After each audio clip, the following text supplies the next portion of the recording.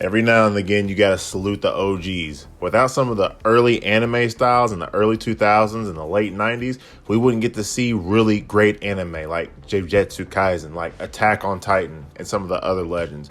We have to pay homage to the OGs who laid the foundation for us in 2025. Today, we're going to be doing the Samurai Champloo anime review, so let's hop right into it. Now, I love me some old school anime, and you have to pay homage like I said earlier.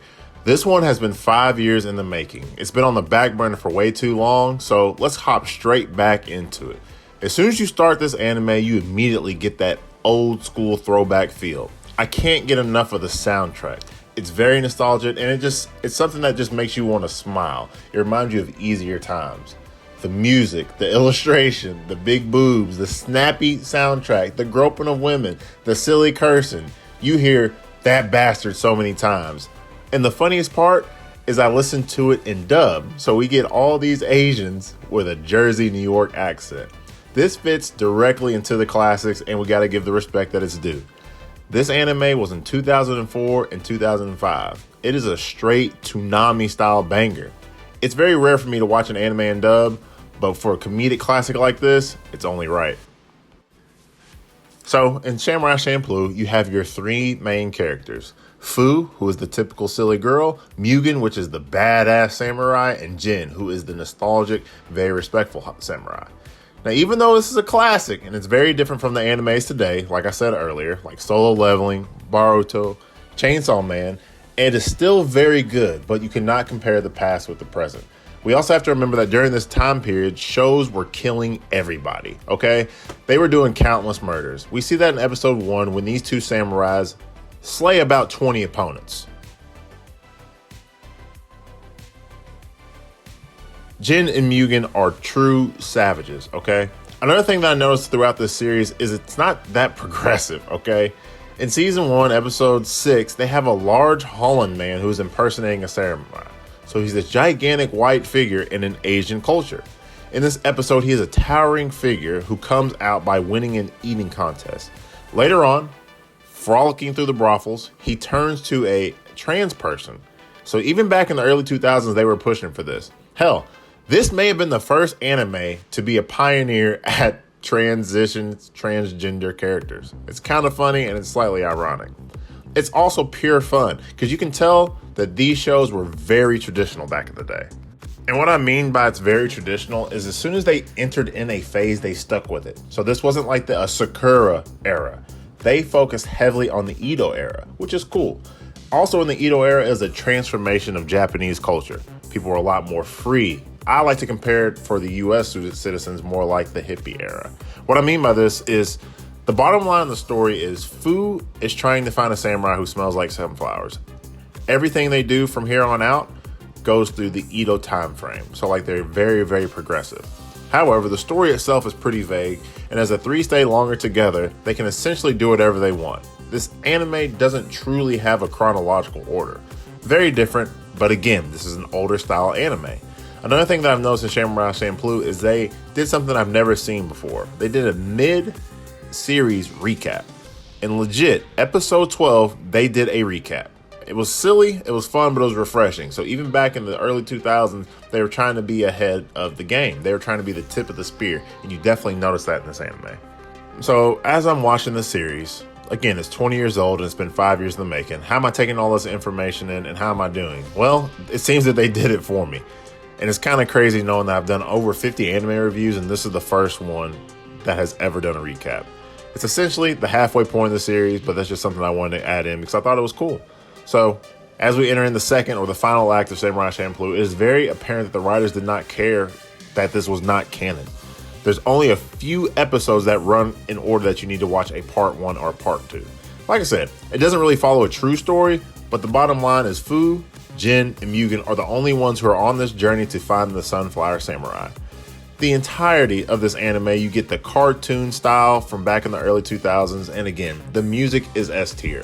Like, legit, this is some first generation Cyberpunk 2077 shit. They were way ahead of their time. And what I mean by it being a fun cartoon is you can watch a few here, you can watch a few there. You don't really have to pay that much of attention because it's not canon. Due to the age of this anime, we have to take account for the other animes that were going around and showing that this was truly ahead of its time. So in the early mid to 2000s, you had Cowboy Bebop the movie, you had Monster, and really you had season 1 of Bleach. And then of course, my absolute favorite, Death Note. Death Note, to me, that holds a special place in my heart, so I'm going to put that as the number 1 out of these animes from this time period. But if you go back and you look at like the top 15 or the top 20 animes of 2004 and 5, these are going to be the ones that are going to be synonyms with Samurai Champloo. So animes back in the day were all over the place, and this anime followed suit. We've got to take account. These are old school ratings for an old school anime. Regardless, for its time and the smarkiness, the music is the only thing that stands out to me. Secondly, the biggest thing that people notice about this anime is Mugen and Jin are one and the same. They are both phenomenal samurais. Everybody thinks Jin is the traditional samurai. He's very proper, he's very classy, well-mannered, and he's not pushed to kill until it is his last choice or it's for honor. Mugen, on the other hand, he's the bad boy, quick-tempered, Mr. Cool Guy. Everybody wants to be around him, everybody wants to like him, but you will never want to be a team with him.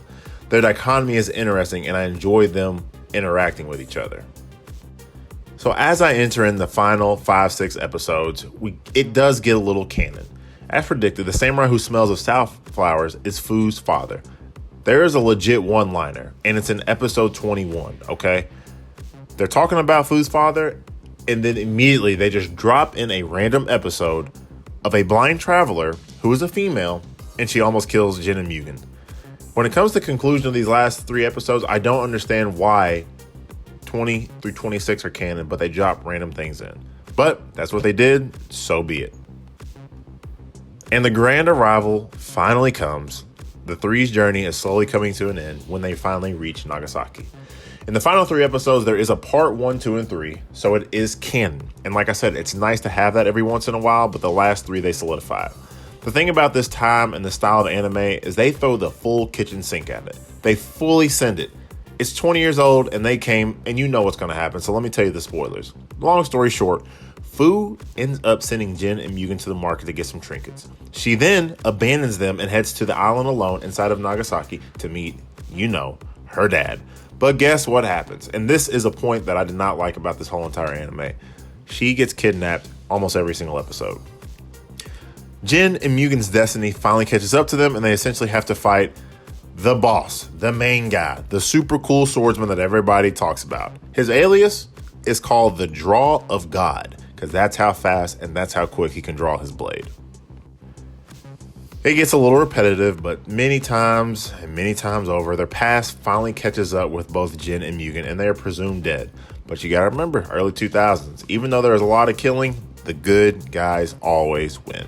And as we come to the final scene, Fu told them the whole entire antithesis of their journey, where they first met, where they first won the battle, where they first won a one-on-one. All she had to do was flip a coin. If it landed on heads, they put their business aside and they joined her. If they landed on tails, they could go one-on-one, samurai versus samurai, and fight to the death. Well, she said it was a fluke, and that it really didn't matter what it landed on. She just needed those 2 for the journey. Pretty anticlimactic, but that's anime right there for you. Overall, I really did enjoy the anime. It was fun. The soundtrack was truly amazing. And like I said, it just reminded you of simpler times. The music, the canon, the silly, you bastard, the silly groping of women, how women are silly in this, how the guys are just dumb and they're fools, the classic arms behind the back when they're running, killing needlessly. It was just a very fun, enjoyable anime. I don't want to give it a rating because I don't think that that's right. You can't compare stuff that's going on today from 20 years ago. Without animes like Death Note, without animes like Bleach and the early Narutos and Samurai Champloo, you wouldn't have the great ones that we enjoy and love so much today. But for an old school anime, it's something you definitely have to watch. It's something that you're going to just have to put a little footwork into. Don't take it too serious and don't compare it to what is in the present. So that's the review. That is a anime throwback classic. It's going to be in the playlist of the anime throwback classics. Be sure you check that out. Tell me if you watch Samurai Champloo. Tell me if you watch any of those other old school animes.